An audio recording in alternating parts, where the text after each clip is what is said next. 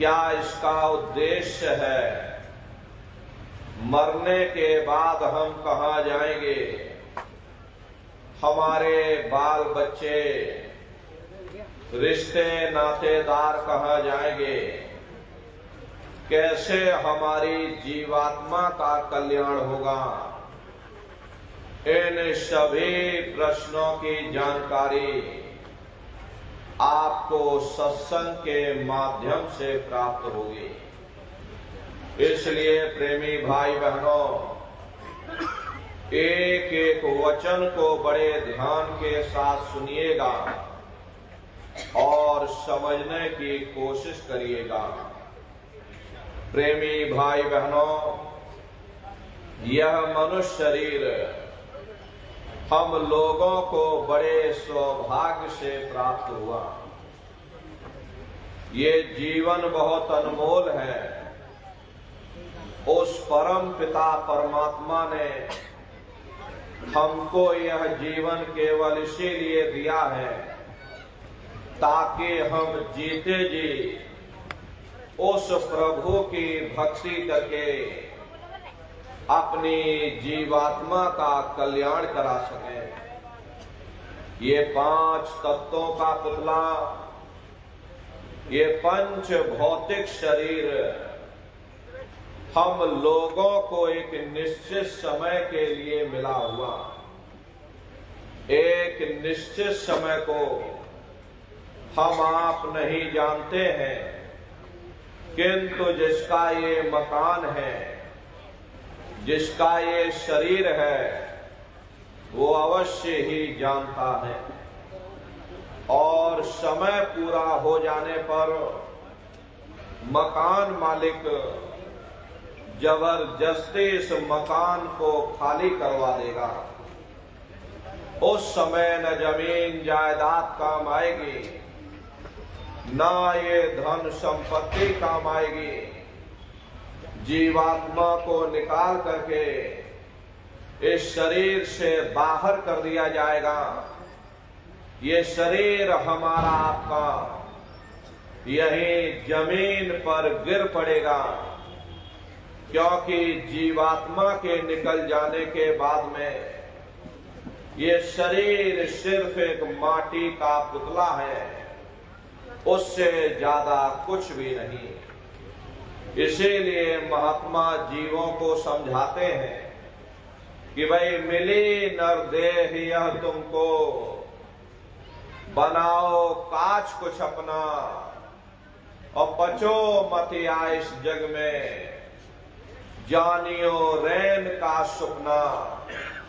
प्रेमी भाई बहनों, जैसे रात में हम लोग स्वप्न देखते हैं, हालांकि उस समय पर हमें स्वप्न सच मालूम पड़ता, असली प्रतीत मालूम होता है।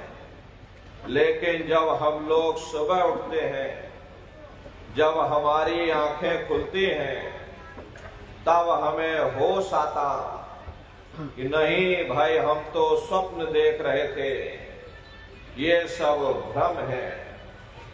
ठीक उसी प्रकार से ये दुनिया भी 10-20-100 साल का स्वप्न है।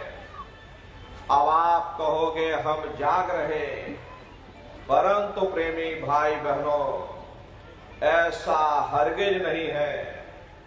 जिस दिन मौत का वक्त आएगा, हम आप रोएंगे, हाय हाय करके चिल्लाएंगे कि हाय, हमने सारी जिंदगी यूं ही स्वप्न में गुजार दी, जागने का समय तो अभी आया था, जो कुछ करना था अभी करना था।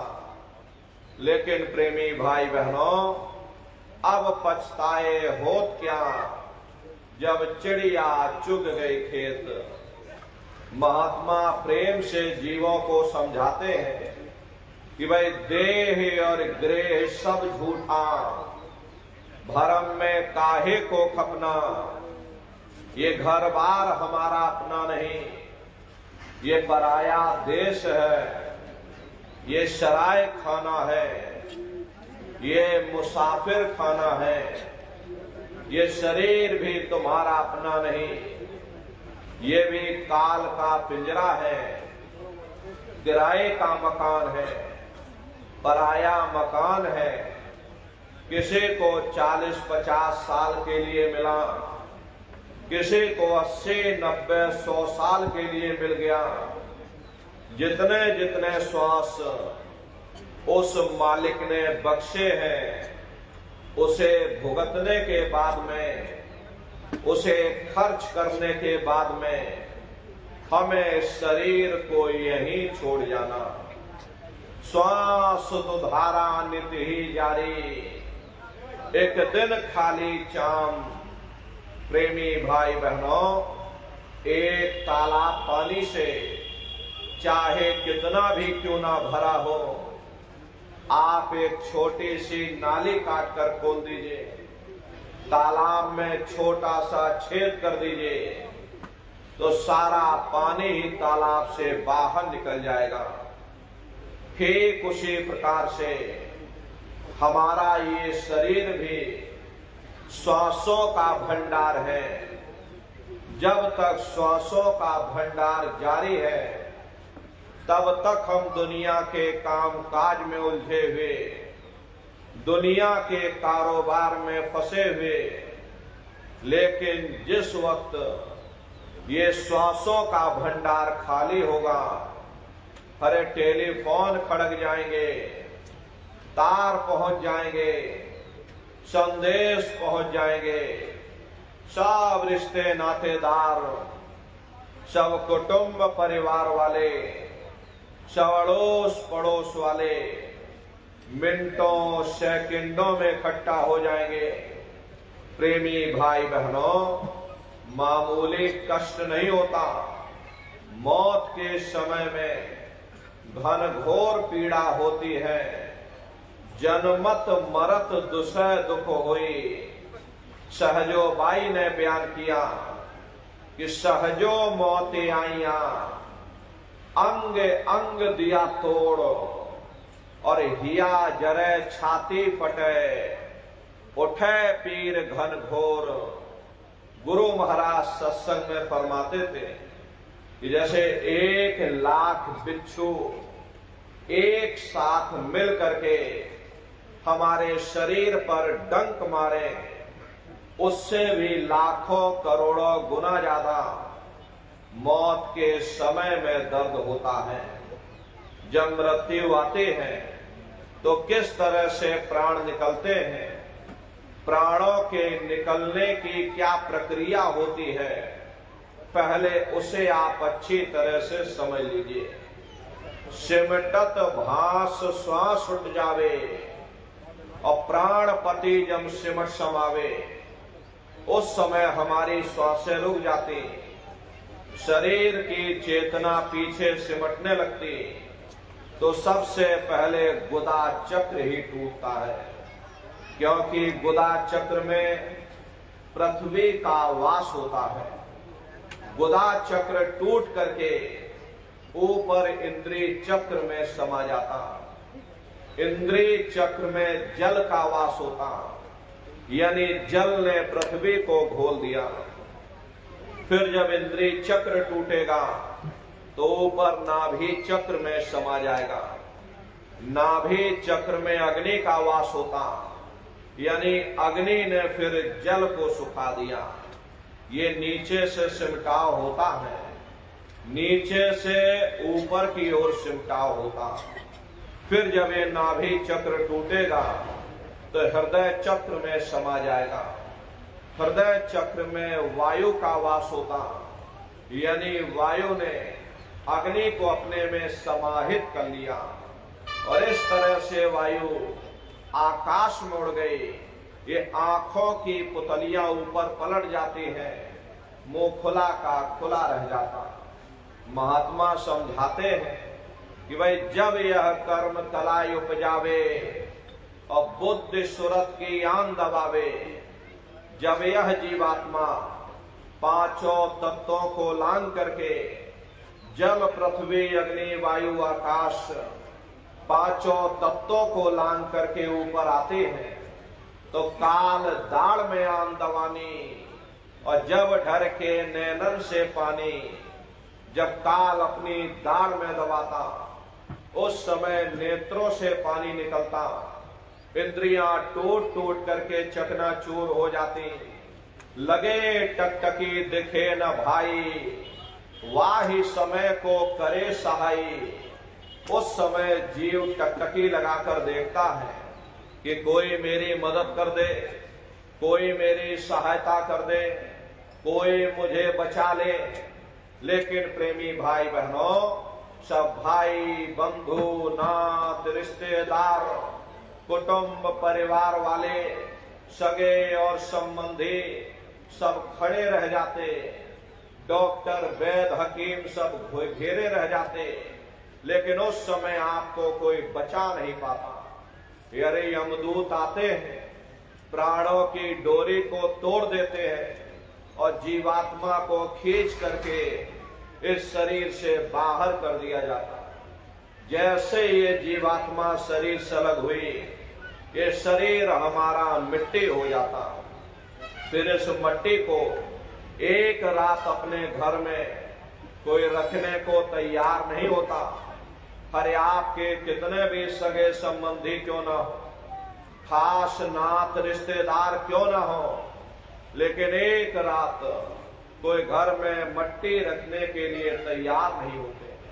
कहते भाई जल्दी करो जल्दी करो, अब इनकी शक्ल देखने में हमको डर लग रहा, जल्दी से बाजार से कफन खरीद के लाओ, जल्दी से लकड़ियां खरीद के लाओ, अरे जल्दी से चिता तैयार करो, इनको घर में से जल्दी से उठा ले जाओ, वहीं शमशान भूमि पर जला देना। ये जो घर में इनके कपड़े लत्ते पड़े हुए, अरे इनके कपड़े लत्ते भी उठा ले जाओ, वहीं शमशान भूमि पर जला देना। जिस बिस्तर पर ये लेटे रहे, ये बिस्तर भी अशुद्ध हो गया, अब इनकी छुई हुई चीज हमको घर में एक नहीं चाहिए, इसलिए इनका बिस्तर भी उठा ले जाओ, वहीं शमशान भूमि पर जला देना। लेकिन उसने कोई सोने की अंगूठी पहनी होगी, गले में कोई सोने की चैन पहनी होगी, उसे धीरे से उतार करके जेब में रख लोगे, बस वही एक अशुद्ध नहीं होगा और बाकी सब अशुद्ध हो जाएगा। अरे महात्मा कहते हैं कि भाई कुटुंब परिवार मतलब काम, बिना धन पास नहीं जाए। ये रिश्ते नातेदार, ये कुटुंब परिवार वाले, हरे सब स्वार्थ के संगी साथी हैं। हरे नर नारियों, आज तुम्हारी जेब में पैसा है तो साफ जैसे तैसे तुमसे रिश्तेदारियां कायम कर लेंगे, लेकिन आज जेब खाली हो जाए तो कोई किसी को याद करने वाला नहीं। 13 दिन बाद 13वीं मना दोगे, लड्डू पूड़ी पकवान बना करके खिला दोगे, फिर जाने वाले को कोई याद नहीं करता। अभी बूढ़े बुजुर्गों से पूछा जाए कि क्या तुमको तुम्हारे माँ बाप की याद आती है, तो कहेंगे भाई नहीं आती। क्यों नहीं आती? अरे तुम्हारे माँ बाप थे, तुमको पाला पोसा बड़ा किया, खुद बेचारे भूखे रहे होंगे, तुम्हारा पेट पाला होगा, तुमको तुम्हारे माँ बाप की याद क्यों नहीं आती? क्योंकि तुम्हारे सामने तुम्हारे लड़के बच्चे हो गए, तुम्हारे नाती पोता पंती और संती हो गए, इसलिए तुम अपने माँ बाप की यादों को धीरे धीरे भूल गए और नई यादों में धीरे धीरे बस गए। ऐसे ही प्रेमी भाई बहनों, एक दिन सब तुमको भी भूल जाएंगे, कोई किसी को याद यहाँ करने वाला नहीं। ये कहानी तो शमशान भूमि पर समाप्त हो गई। उधर देखो क्या होता, तुम्हारी जीवात्मा को ले जाकर के ऊपर धर्मराज की कचहरी में पेश कर दिया जाएगा। वहां पलक झपकते तुम्हारे अच्छे बुरे कर्मों का हिसाब किताब हो जाएगा। धर्मराज तुमको सजा सुना देंगे, ले जाओ इनको फलाने नरक में डाल दो, क्योंकि मैंने इनको मौका दिया था जब ये मां के गर्भ में उल्टे लटके हुए थे, सिर इनका नीचे था, पैर इनके ऊपर थे। उस समय इन्होंने मुझसे प्रार्थना की थी कि हे मालिक, मुझे एक बार मौका दे दो, मुझे एक बार ये मनुष्य शरीर दे दो, हम भजन करेंगे, भक्ति करेंगे, हम अपनी जीवात्मा का कल्याण करेंगे। तो मैंने इनकी प्रार्थना को स्वीकार कर लिया और इनको मैंने ये मनुष्य शरीर दे दिया और कह करके मैंने भेजा था कि भाई ये मनुष्य शरीर ये किराए का मकान है, ये तुम्हारा अपना नहीं है। अगर ये तुम्हारा अपना होता तो हमेशा तुम्हारे पास रहता। ये तुम्हारा अपना नहीं, ये मैंने तुमको कुछ समय के लिए किराए का मकान दिया है। हाँ, तुम अपनी जीवात्मा को मेरे किराए के मकान में बैठा करके और मालिक की भक्ति करके अपनी जीवात्मा का कल्याण करा लेना। मैंने कुछ समय के लिए तुम सबको ये किराए का मकान दिया है। जब समय पूरा होगा मैं अपने सिपाहियों को भेजूंगा, उस समय पर तुम मेरे मकान को खाली कर देना। लेकिन इतना ध्यान रखना कि जैसा साफ सुथरा मैंने तुमको ये किराए का मकान दिया, वैसा ही साफ सुथरा तुम मुझको वापस लौटाना। लेकिन इस किराए के मकान में बैठ करके इन्होंने अच्छे बुरे कर्म कर डाले। मेरे किराए के मकान को इन्होंने अपने कर्मों से गंदा कर दिया, इसलिए कर्मों की सजा इनको मिलेगी। ले जाओ इनको फलाने नरक में डाल दो। अरे महात्मा कभी झूठ नहीं बोलते। महात्माओं ने जब साधना किया और साधना करके जब ऊपर गए और ऊपर जा करके जब उन्होंने नरकों का हाल देखा, तो हमारी आपकी जानकारी के लिए उन्होंने धर्म ग्रंथों में लिख दिया कि लोह के खम्भ तपत के माही, और जहां जीव को ले चिपटाई वहां लोहे के खंभे अग्नि से धधक धधक करके लाल हो रहे। ऐसे खोटे जीवों को उन खंभों में चिपटाया जाता। जीव हाय हाय करके तड़पता है, तड़फ तड़फ जीव जुलम बुखारी, और तपत खम्भ दुख उपजे भारी। असहनीय वेदना होती, असहनीय दुख दर्द होता, जीव वहां रोता और चिल्लाता रहता।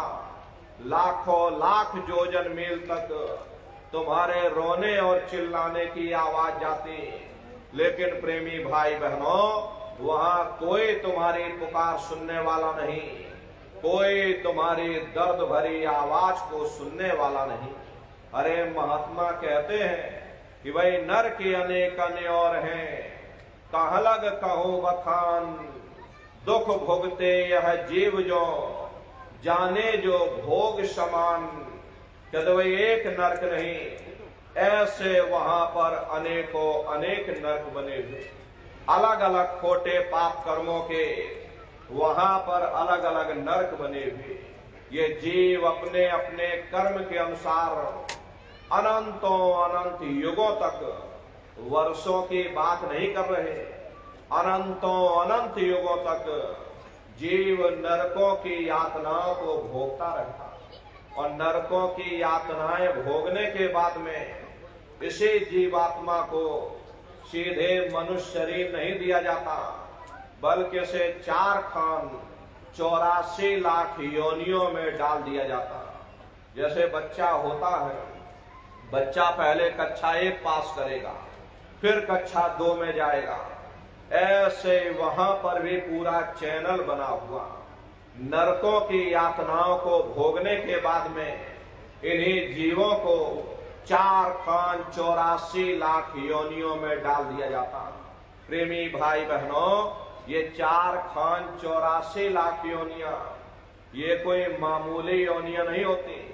4 खान का मतलब होता है अंडज, पिंडज, उपमज, स्थावर।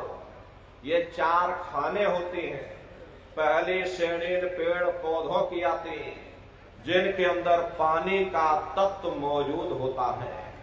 कभी भी मनुष्य हुआ करते थे, लेकिन आज अपने कर्मों का भोग पा रहे एक जगह पर बेचारे खड़े हुए। दूसरी श्रेणी कीड़े मकोड़ों की आती है, जिनके अंदर पृथ्वी और अग्नि का तत्व मौजूद होता। तीसरी श्रेणी पंछियों की आती, चौथी चौपाए जानवरों की आती, और 5वीं स्वयं इंसान की आती, जिसके अंदर 5 तत्व जल, पृथ्वी, अग्नि, वायु, आकाश, 5 तत्व मौजूद होते। प्रेमी भाई बहनों, ये 4 खाने हैं। इनकी अलग अलग 84 लाख योनियां होती हैं। अब आप पेड़ पौधों को ही देखिए तो नीम का पेड़ अलग है, शौकर का पेड़ अलग है, पीपल का पेड़ अलग है। ऐसे ही अलग अलग प्रजातियों के कीड़े मकोड़े, अलग अलग प्रजातियों के पशु पंछी, कुल मिलाकर के 84 लाख योनियां हैं। हम दुनिया के जीव नरकों की यातनाओं को भोगने के बाद में इन्हीं 84 लाख योनियों में डाल दिए जाते। मामूली कष्ट नहीं होता। अरे हमको आपको गर्मी लग गई तो हम लोग छाया में आ गए, सर्दी लग गई कंबल रजाई ओढ़ लिया, भूख लग गई रोटी खा ली, बीमार हो गए अस्पतालों में चले गए, अपना अपना इलाज करवा लिया। लेकिन देखो इन जानवरों को, क्या गर्मी, क्या सर्दी, क्या बरसात, एक एक रोटी के टुकड़े के लिए बेचारे रोड पर भटक रहे। किसी का हाथ कट गया, किसी का पैर कट गया, किसी को जीते जी काट डाला, मुर्गी की गर्दन ही मरोड़ डाली। अरे उनको भी दर्द होता, उनको भी तकलीफ होती। मादा बिच्छू होती है, मादा बिच्छू की मौत कैसे होती? मादा बिच्छू जब अपने बच्चे को जन्म देती है तो उसी के बच्चे अपनी भूख को मिटाने के लिए अपनी मां की पीठ पर चढ़ जाते हैं और उसी के मांस को नोच नोच करके खाते हैं। वो तड़पती रहती है, कराहती रहती है, लेकिन जब तक हड्डी हड्डी न बच जाए उसके बच्चे अपनी मां की पीठ से नीचे नहीं उतरते। ऐसे न जाने कितने जीव जंतु इस संसार में भरे पड़े हुए। अरे कई जन्म भय कीट पतंगा, कई जन्म भय मीन कुरंगा, कई जन्म पंखी सरपोयो, कई जन्म है वर वृक्ष जोयो, मिल जगदेश मिलन की वरिया, और चिरंकार यह देश सजरिया। करोड़ों करोड़ युगों से हम आप नरकों की यातनाओं को भोगने के बाद फिर कभी कीड़े पतंगों की योनि में, कभी पेड़ पौधों की योनि में, तो कभी पशु और पंछियों की योनि में डाल दिए जाते हैं। प्रेमी भाई बहनों, 84 लाख योनियों की सबसे जो आखिरी योनि होती है वो गाय और बैल की योनि होती है। गाय स्त्री का रूप लेती और बैल पुरुष का रूप लेते हैं। ये 84 लाख योनियों की सबसे आखिरी योनि यानी कि अंतिम पायदान होता है। उसके बाद तब जाकर के हम लोगों को दोबारा फिर से मनुष्य शरीर प्राप्त होता। इसीलिए कहा गया कि बड़े भाग्य मानुष तन पाया, कोटि जन्म जब भट्टा खाया। कोटान कोट जन्म जन्मांतरों तक अलग अलग योनियों में भटकने के बाद में तब बड़े सौभाग्य से हम लोगों को ये मनुष्य शरीर प्राप्त हुआ। अरे बड़े से बड़े देवी देवता भी इस शरीर को पाने के लिए तरसते हैं, क्योंकि इसी मनुष्य रूपी मंदिर में बैठ करके हम उस परमात्मा की भक्ति कर सकते हैं। इसीलिए संतों महात्माओं ने इस पंच भौतिक शरीर को सच्चा हरि मंदिर कहकर याद किया। कि हरि मंदिर यह शरीर है और ज्ञान रतन प्रकट होए, ये असली हरि मंदिर है। जब भी वो मालिक मिलेगा इसे हरि मंदिर के अंदर मिलेगा। इसे पंच भौतिक शरीर को गुरु नानक साहब ने नर नारायणी देह कहकर याद किया। ये वो देह है जिसमें नारायण स्वयं विराजमान है। अरे वो नारायण जब भी मिलेंगे तुम्हें तुम्हारे अंदर मिलेंगे। यही कबीर साहब ने लिखा कि जो तिल माही तेल है, जो चकमक में आग, और तेरा साईं तुझ में, और जाग सके तो जाग। जिस तरह से तिल में तेल होता है, पत्थर में अग्नि होती है, ठीक उसी तरह से वो मालिक हरेक के घट घट में, हरेक के वजूद के अंदर बैठा हुआ। यही आपकी धर्म पुस्तकों में भी लिखा, अरे मोको का ढूंढे रे बंदे, मैं तो तेरे पास में, और ना तीरथ में ना मूरत में, मैं तो हूं विश्वास में। ना मैं तीरथ में मिलूंगा, ना मैं मूरत में मिलूंगा, ना मैं अन्य किसी कर्म कांड में मिलूंगा, ना मैं ग्रंथों में मिलूंगा, ना मैं पोथियों में मिलूंगा, ना मैं किताबों में मिलूंगा। चाहे सारी उम्र बैठ करके तुम अखंड रामायण पढ़ते